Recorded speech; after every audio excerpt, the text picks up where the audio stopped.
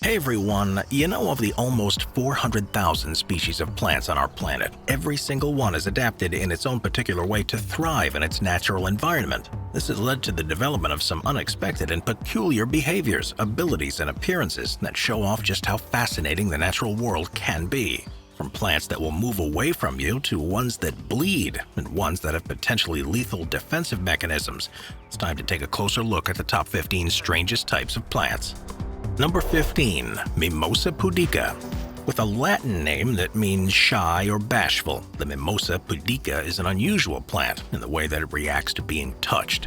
If you watch virtually any plant over a long period of time, you'll see that they move for various reasons, often to follow the sun. But the reaction of this plant is far faster. Simply touching a leaf gently will cause it to instantly curl up, and it'll stay like this for several minutes before unfurling again. The species is native to regions across the Caribbean and Central and Southern America, but because of its unique nature, it's been taken to other continents around the world and has thrived to such an extent that it's regarded as an invasive weed in a number of countries.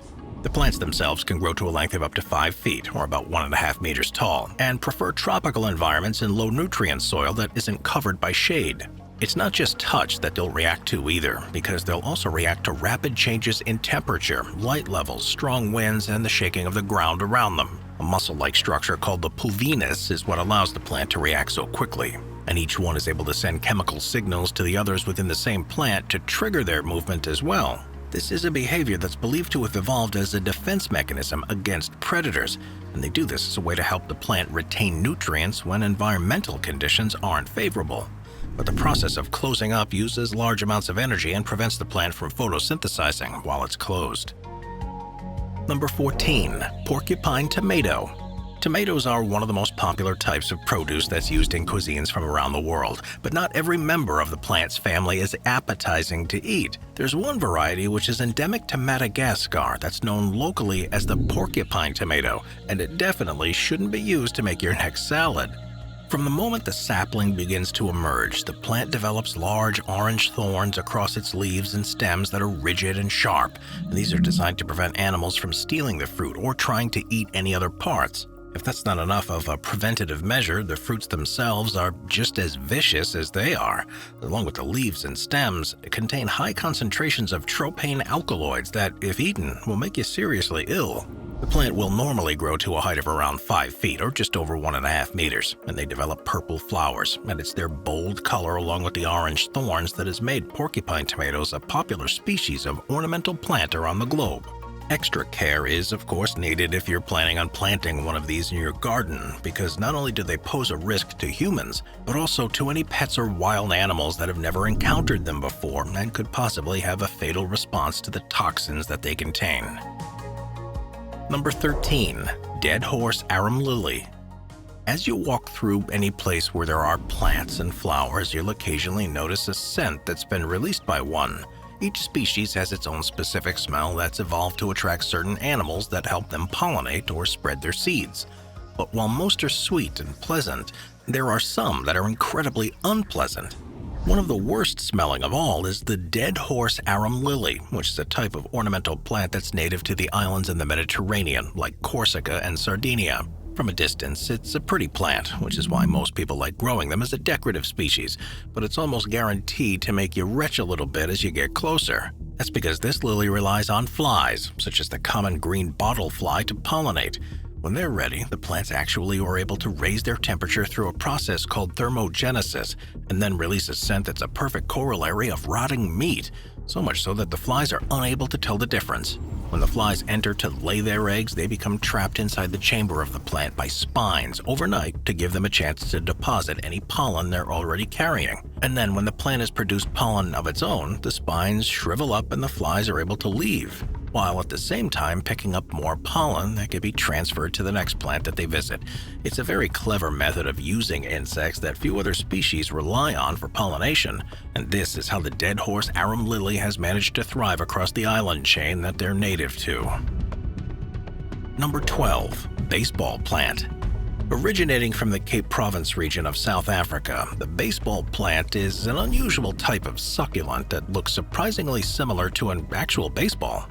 They're often seen in botanical gardens around the world thanks to the relative ease of cultivation, and depending on their age, will grow to between 2 to 6 inches, or about 6 to 15 centimeters in diameter. It's when they're at their youngest that they're more spherical and will become slightly cylindrical as they grow because of the increased amount of water that's held inside reservoirs in preparation for long periods of drought. Virtually every plant has 8 prominent ridges, and if they're exposed to prolonged sunlight, the normally green color will develop red and purple patches.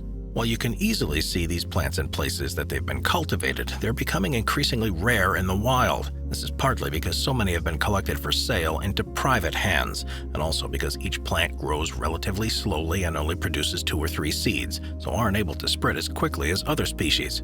Also, there's a species of cactus that's found in Texas and Mexico called the Astrophytum asterius, or more commonly, the sea urchin cactus, that looks very much like the baseball plant. These similarities aren't due to a shared heritage, though, and are instead examples of evolutionary convergence, where 2 separate species have developed similar traits that help them survive in arid environments. Number 11. The Semaphore Plant. While virtually every species of plant is able to move, they usually do so very gradually in a way that's almost imperceivable to the human eye. There are some exceptions to this, though, and one of the more surprising is known as the Semaphore Plant. Classified as a tropical Asian shrub and a member of the pea family, this species is native to countries across Asia, such as Bangladesh, Cambodia, China, India, Indonesia, Malaysia, and Vietnam, as well as unusually various island chains throughout.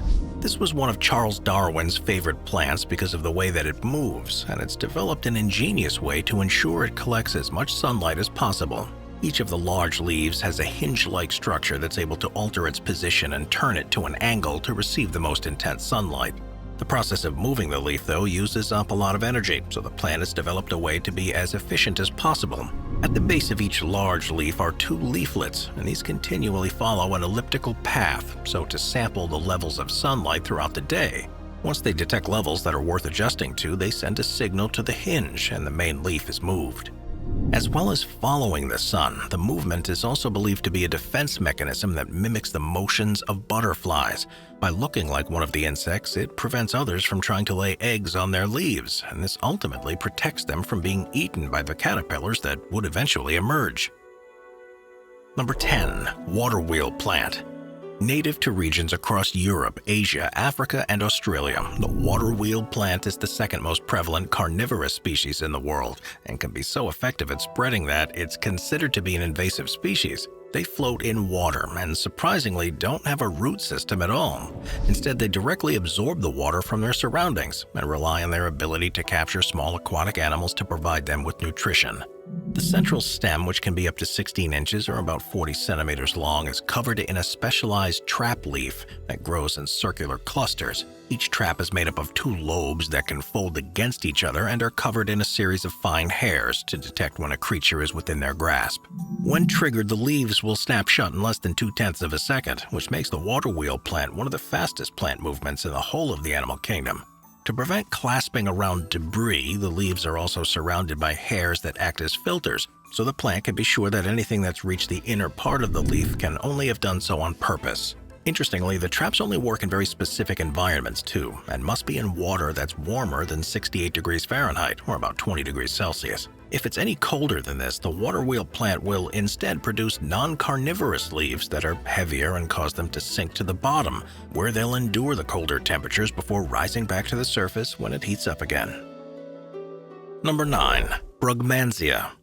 Also known as angel's trumpets because of the large flowers that they produce, Brugmansia is the name given to 7 species of shrubs that are native to South America. Popular as an ornamental species, they're actually classified as being extinct in the wild, with the only known specimens being those that have been cultivated. It's thought that the reason for this is that the animal that was previously responsible for spreading the plant's seeds has itself become extinct, which means the only way that Brugmansia continues to exist is by human involvement. Growing to a height of about 36 inches or about a meter, the trumpet-shaped flowers themselves can grow up to 20 inches or 50 centimeters long. The 7 species range in color from yellow to pink to orange, and if it wasn't for their stunning flowers, there's no way people would want to grow them, because they're also extremely toxic. The entire plant is poisonous, but the seeds and leaves are particularly dangerous, all as a result of the natural production of several tropane alkaloids, such as scopolamine and hyoscyamine. It doesn't take too large a dose to begin experiencing side effects, which include confusion, dry mouth, tremors, headaches, and paralysis of some muscles. And with larger doses, you can expect to develop hallucinations, problems with eyesight, and potentially death. It's illegal to grow these plants in a number of places, including Florida, because of the risk they pose. And if you ever see one in real life, it's best to admire the flowers from a distance. Number 8. Rainbow Eucalyptus. One of the most stunning trees for their appearance is the rainbow eucalyptus, and in the right conditions, they grow surprisingly tall.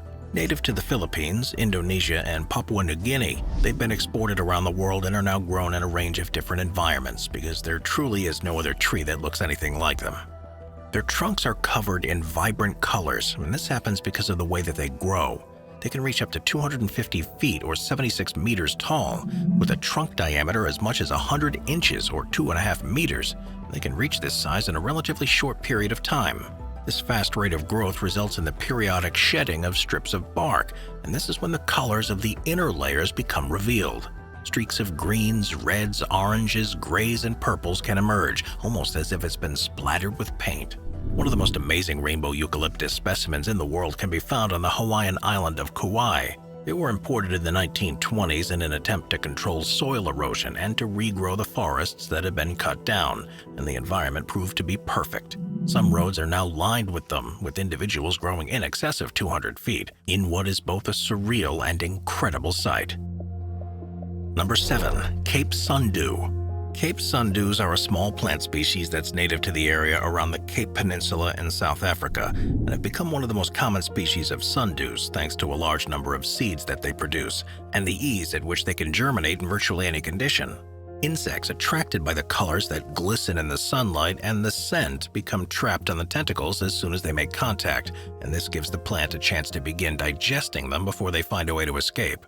The leaf begins to curl up around the victim, which attaches more sticky tentacles and also puts more of its digestive glands, which are scattered across the leaves, into contact with the insect. It takes less than an hour for the leaf to completely cover an insect, and the body will be broken down by enzymes within the following 6 hours. The nutrients are absorbed through the red tips of the tentacles, and once the process is complete, the leaf will unfurl and is ready to capture the next insect that lands on it. Number 6. Puya raimondii. The Puya raimondii, also known as the Queen of the Andes, is the largest of all the species of bromeliad and is native to the Andes mountain range across Bolivia and Peru, usually between 9,000 and 16,000 feet above sea level, particularly where the terrain is covered in rocky slopes and small shrubs. They're closely related to pineapples, and they stand out above all that surrounds them with a trunk that can grow upwards of 16 feet or about 5 meters. And the rosette that forms at the top consists of around 200 leaves, each of which are around 4 feet or 1.2 meters long. This entire combined structure of leaves and flowers can itself be 26 feet tall, meaning that the entire plant can reach in excess of 50 feet tall. Usually it takes 80 years before they're ready to bloom, but when they do, they can produce as many as 20,000 flowers within a 3-month period. They rely on birds to help them pollinate, but there's still a lot to learn about their relationship with animals. Due to their size, it's not uncommon to find birds that have become trapped inside the plants, and there's currently a debate within the scientific community as to whether this is evidence that these plants are proto-carnivorous, that is a defense mechanism, or simply a cruel twist of fate that some birds suffer from. Due to the length of their reproductive cycle, this species is now regarded as highly endangered as a result of human activity, climate change, and fires, and efforts are now underway to try to protect them for generations to come. Number 5. Corkscrew Plant. There are around 30 different species of corkscrew plant that can be found in damp ground across Africa and Central and South America. Unlike most species of plants, they don't actually grow any roots and instead develop a complex network of underground traps that are more specifically designed to capture and digest microorganisms, in particular protozoans. Looking no different to other herb-like plants from above ground, their traps are made up of hollow, round stalks that burrow into the ground in a spiral shape. Microorganisms spend their lives feeding on the roots of various plant species, but if they're unfortunate enough to find a corkscrew plant, it'll be the last thing they ever do. The traps have a series of openings along them, and once something enters one, there's no going back. The opening closes behind them, and they become trapped within a network of hair-like structures that push the organism towards the main part of the plant. During this journey, it's digested by enzymes within the plant, and by the time it reaches the end, all that's left is a nutritious liquid that the plant can absorb. All this happens underground and to microorganisms. It was only in 1998 that corkscrew plants were proven to be carnivorous, even though Charles Darwin himself suggested this might be the case more than a century earlier. Number 4. Manchineel Tree. At first, you may think this species of tree produces a small variety of apple, but the fruits of the Manchineel tree are far from being a healthy snack and can instead lead to an early and extremely painful death. Native to regions across both North and South America, they're one of the most toxic trees on Earth, and the part you really need to be careful of is the sap. That's because it contains high concentrations of phorbol and a large number of other toxins, and it'll cause extreme blistering if it makes contact with your skin.